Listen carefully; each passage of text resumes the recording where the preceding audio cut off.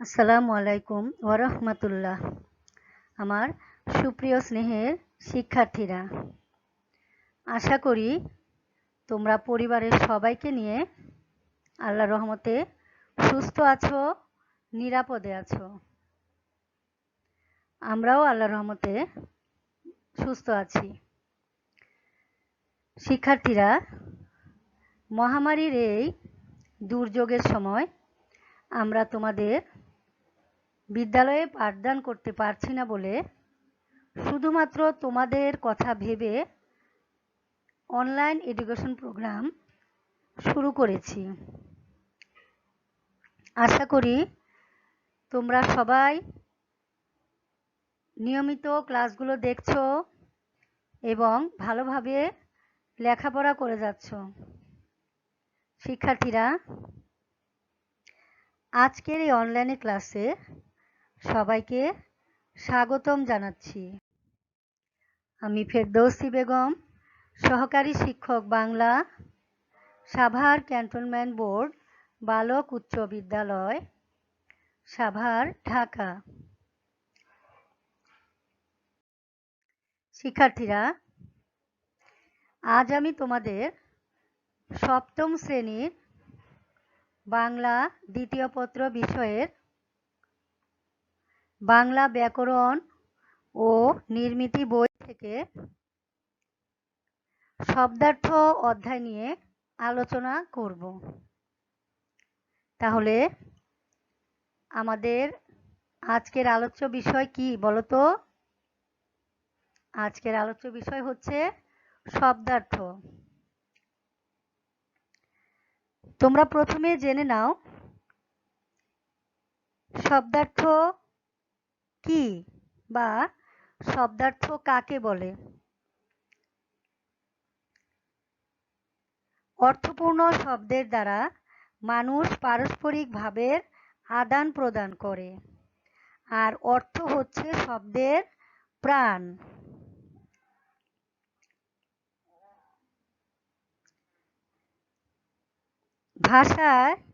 ভাষার ভাব যেমন বাক্য, বাক্যাংশ, রূপ, শব্দ, বাগধারা ইত্যাদি যখন ইন্দ্রিয় গ্রহণ করে এবং তার উপরে যে মানসিক ধারণা জন্মায় তখন তাকে শব্দার্থ বলে। শিক্ষার্থীরা, আমরা অর্থপূর্ণ শব্দের দ্বারাই কি করি? পারস্পরিকভাবে আদান প্রদান করি, তাই না? আর এই অর্থই হচ্ছে শব্দের প্রাণ। তাহলে শব্দার্থ কাকে বলে ভালো করে আবারও জেনে নাও। ভাষার ভাব যখন ইন্দ্রিয় গ্রহণ করে, আর ইন্দ্রিয় বলতে এখানে বোঝানো হয়েছে চোখ ও কান। তাহলে জেনে নাও শব্দার্থ কাকে বলে। ভাষার ভাব যখন ইন্দ্রিয় গ্রহণ করে এবং তার উপরে যে মানসিক ধারণা জন্মায় তখন তাকে শব্দার্থ বলে। নানা কারণে শব্দের অর্থের পরিবর্তন ঘটে থাকে। তাহলে এখানে শব্দার্থ কাকে বলে তোমরা ভালোভাবে নিশ্চয়ই বুঝতে পেরেছ যে অর্থপূর্ণ শব্দের দ্বারা মানুষ পারস্পরিক ভাবের আদান প্রদান করে, আর অর্থ হচ্ছে শব্দের প্রাণ। ভাষার ভাব যখন ইন্দ্রিয় গ্রহণ করে এবং তার উপরে যে মানসিক ধারণা জন্মায় তাকে বলা হয় শব্দার্থ। আর এখানে ইন্দ্রিয় বলতে বোঝানো হয়েছে চোখ, কান।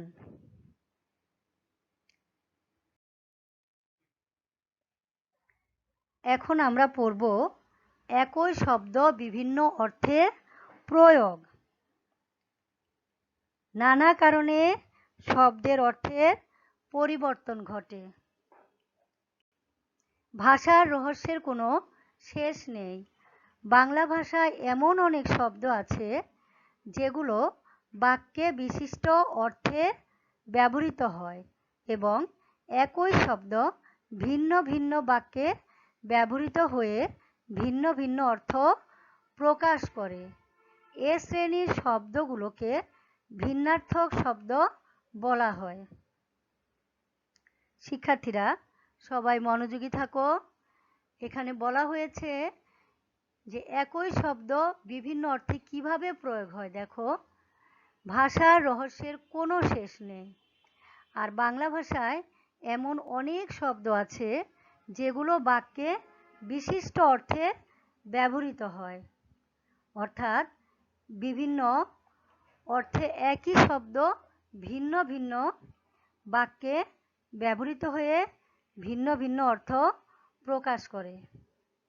আর এ শ্রেণীর শব্দগুলোকে বলা হয় ভিন্নার্থক শব্দ। অর্থাৎ একই শব্দ যখন ভিন্ন ভিন্ন অর্থ প্রকাশ করে ভিন্ন ভিন্ন বাক্যে, তখন এই শ্রেণীর শব্দগুলোকে বলা হয় ভিন্নার্থক শব্দ। অর্থাৎ ভিন্ন অর্থ প্রকাশ করে বলে শব্দগুলোকে বলা হয় ভিন্নার্থক শব্দ। যেমন, কাপড়টির রং কাঁচা,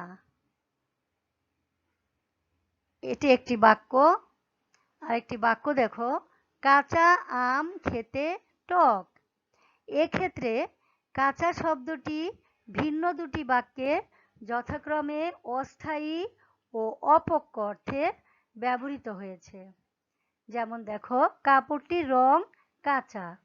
এই কাঁচা শব্দটি এই বাক্যে অস্থায়ী অর্থে ব্যবহৃত হয়েছে। অর্থাৎ কাপড়টির রং বেশি দিন স্থায়ী হবে না।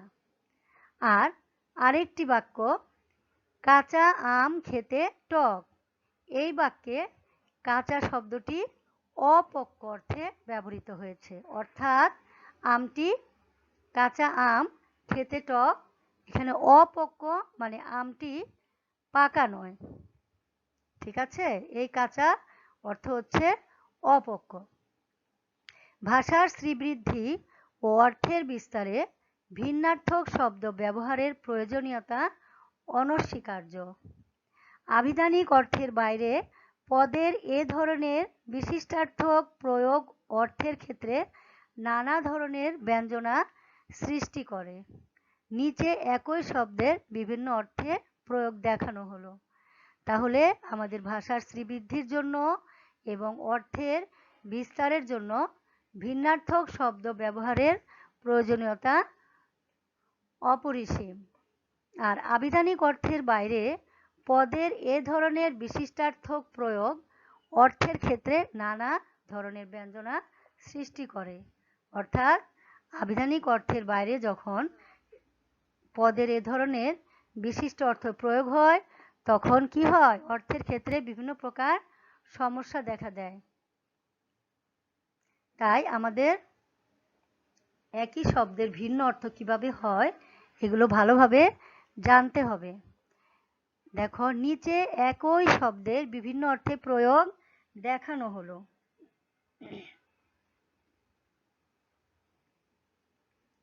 যেমন অঙ্ক, এই শব্দটি দিয়ে বিভিন্ন অর্থ কিভাবে হচ্ছে দেখো।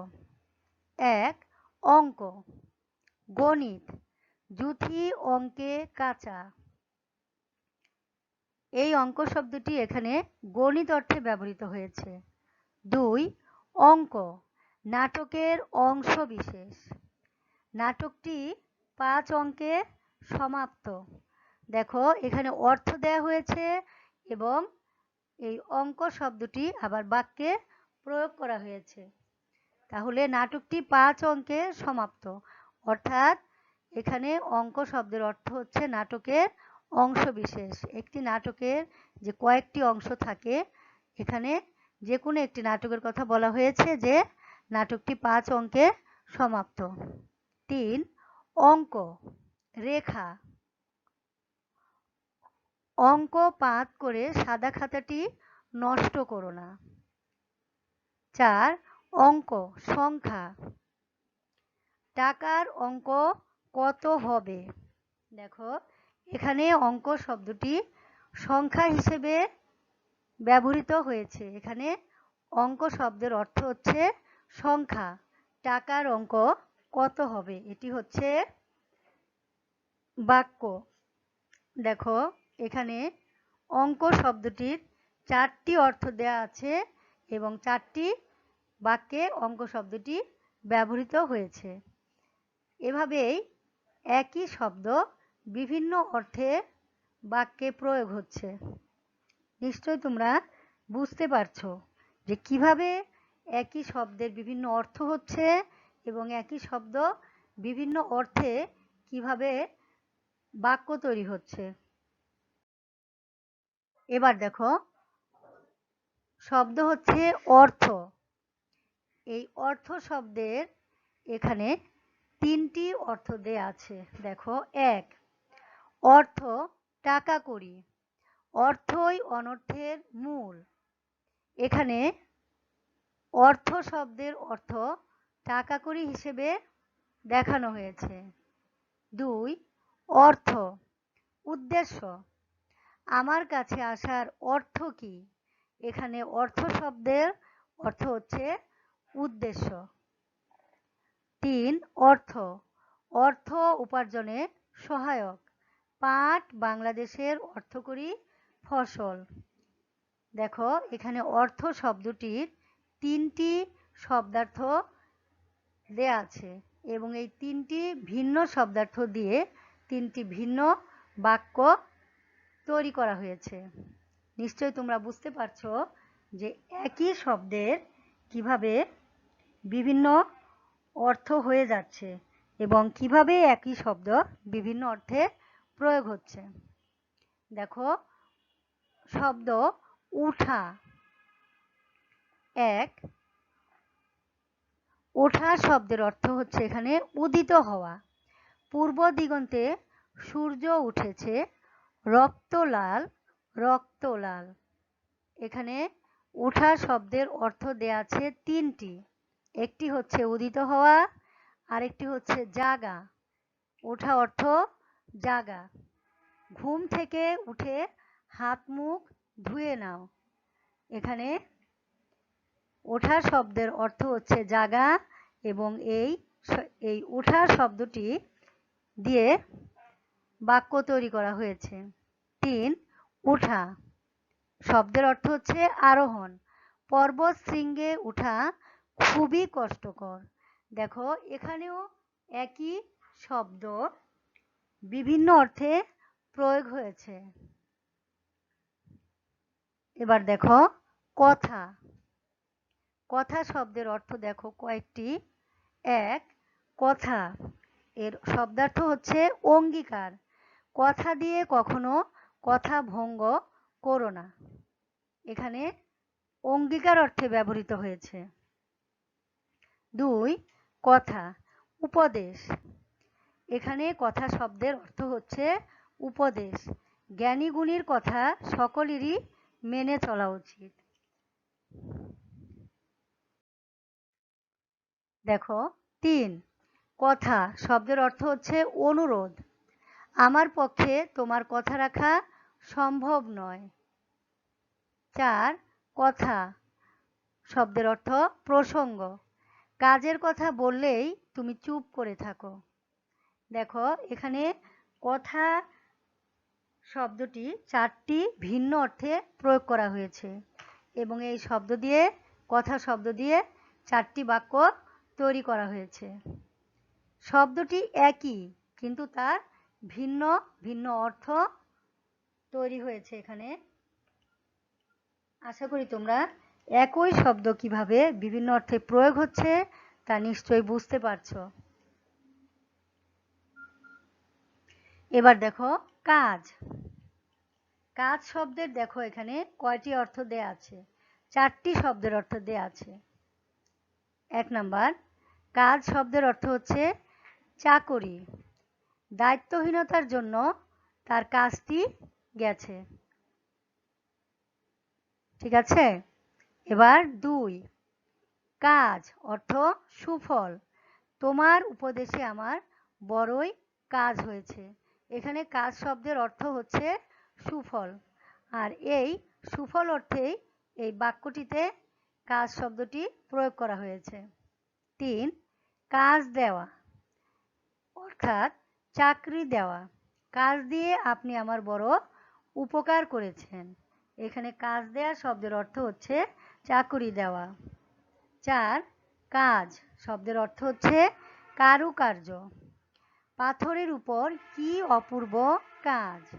এখানে কাজ শব্দের অর্থ কারুকার্য হিসেবে ব্যবহৃত হয়েছে এবং এই কাজ শব্দটি কারুকার্য অর্থেই এই বাক্যে প্রয়োগ করা হয়েছে।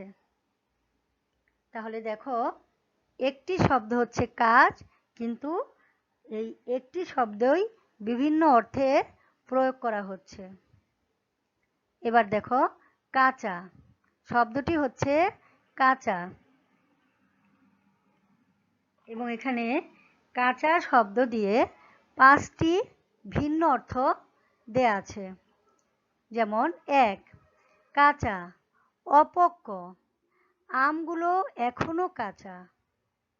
অপক্ক অর্থ কি বলতো? যেটি পাকা নয়, পাকেনি এখনো, সেটি হচ্ছে অপক্ক। যেমন আমগুলি এখনো কাঁচা। 2 কাঁচা, এখানে শব্দের অর্থ হবে অসিদ্ধ।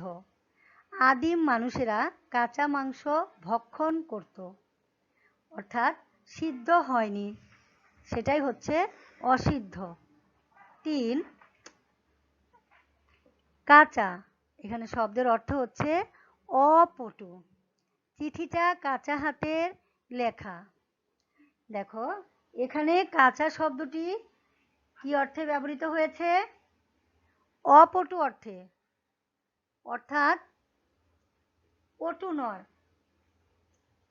চিঠিটা কাঁচা হাতের লেখা, অর্থাৎ সে ভালো লিখতে জানে না, অপটু।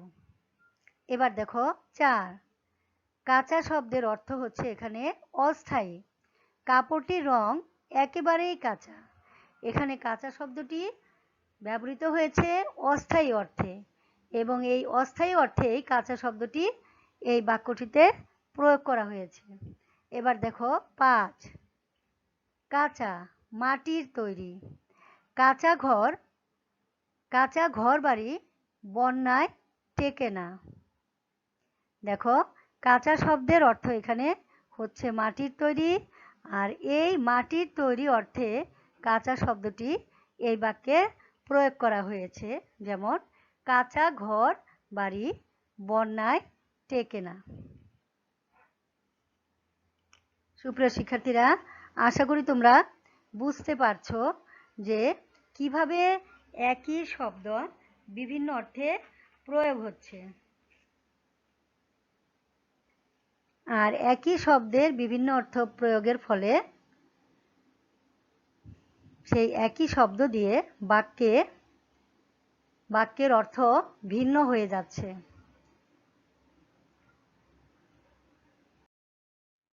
এবার দেখো শব্দ কান। 1 কান শব্দের অর্থ হচ্ছে অঙ্গ বিশেষ। তার কান দুটি যেন খরগোশের কানের মতো খাড়া। এখানে কান শব্দের অর্থ হচ্ছে অঙ্গ বিশেষ। তারপর 2 নাম্বার দেখো, কান কাটা শব্দের অর্থ হচ্ছে নির্লজ্জ। লোকটি কান কাটা স্বভাবের। এখানে কান কাটা শব্দের অর্থ হচ্ছে নির্লজ্জ। আর এই নির্লজ্জ অর্থেই কান কাটা শব্দটি এই বাক্যে ব্যবহৃত হয়েছে।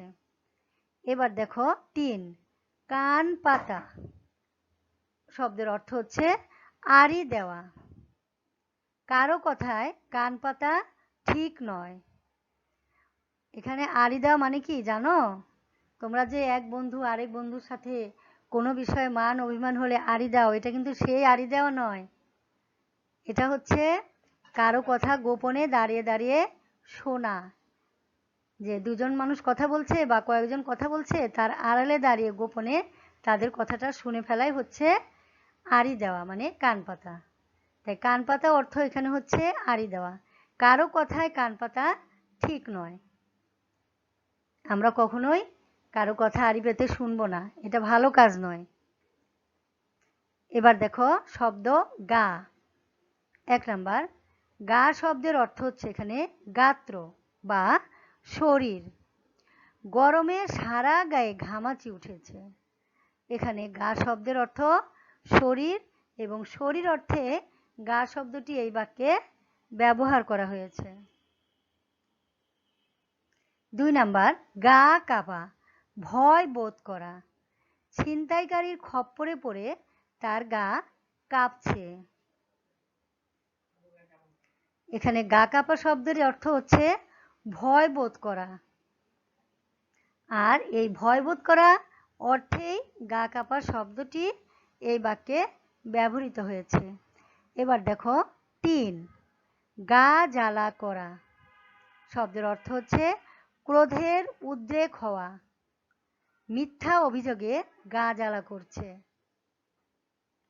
4, গা ঢাকা দেওয়া অর্থাৎ পলায়ন করা। দেখো বাক্যটিতে কিভাবে ব্যবহৃত হয়েছে, পুলিশের ভয়ে সন্ত্রাসীরা গা ঢাকা দিয়েছে। এখানে গা ঢাকা দেওয়া শব্দের অর্থ হচ্ছে পলায়ন করা, এবং পলায়ন করা অর্থেই গা ঢাকা দেওয়া শব্দটি এই বাক্যে ব্যবহার করা হয়েছে। এবার দেখো শব্দ চলা। 1, চলা শব্দের অর্থ হচ্ছে অগ্রসর হওয়া। সৈন্যদল জোর কদমে এগিয়ে চলছে। এবার 2 নাম্বার দেখো চলা অর্থাৎ অতিবাহিত হওয়া, সময় অলক্ষে চলে যায়। এখানে চলা শব্দের অর্থ হচ্ছে অতিবাহিত হওয়া, আর এই অতিবাহিত হওয়া অর্থেই চলা শব্দটি এই বাক্যে ব্যবহার করা হয়েছে। শিক্ষার্থীরা, তাহলে আজ তোমরা কি জানতে পারলে?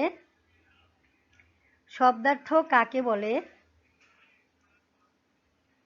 আর কিভাবে একই শব্দ বিভিন্ন অর্থে প্রয়োগ করা হয় সেগুলো জানতে পারলে, বুঝতে পারলে, এবং একই শব্দ বিভিন্ন অর্থে প্রয়োগ করে কিভাবে বাক্য গঠন করা হয় সেটাও তোমরা আজ ভালোভাবে নিশ্চয়ই বুঝতে পেরেছ।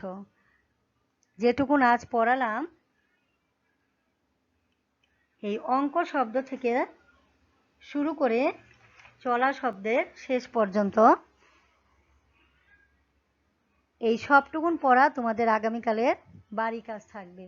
তোমরা শব্দার্থ কাকে বলে আগে মুখস্থ করে লিখবে, তারপর এই শব্দগুলোর অর্থ বাক্যে প্রয়োগ করবে এবং খাতায় লিখবে। স্কুল খুললে বাড়ি কাজগুলো আমাকে অবশ্যই দেখাবে।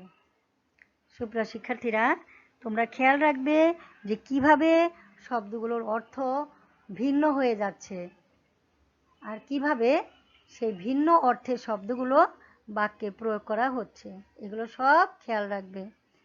বেশি করে লিখবে, বেশি করে পড়বে।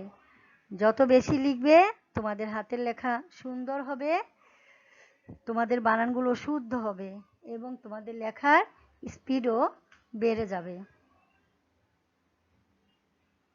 শিক্ষার্থীরা, তোমরা পরিষ্কার পরিচ্ছন্নতা বজায় রাখবে, পরিবারের সবার সাথে ভালো সম্পর্ক রাখবে এবং পরিবারের বাবা মা এবং আরও যারা তোমাদের বড় আছেন, বয়সে বড়, তাদের আদেশ নিষেধ সুন্দরভাবে মেনে চলবে। তাহলে শিক্ষার্থীরা, তোমরা সবাই ভালো থাকো, সুস্থ থাকো, নিরাপদে থাকো, এই কামনা করে তোমাদের সবাইকে ধন্যবাদ জানিয়ে আমি আজকের পাঠ সমাপ্তি ঘোষণা করছি। আসসালামু আলাইকুম ওয়া রাহমাতুল্লাহ।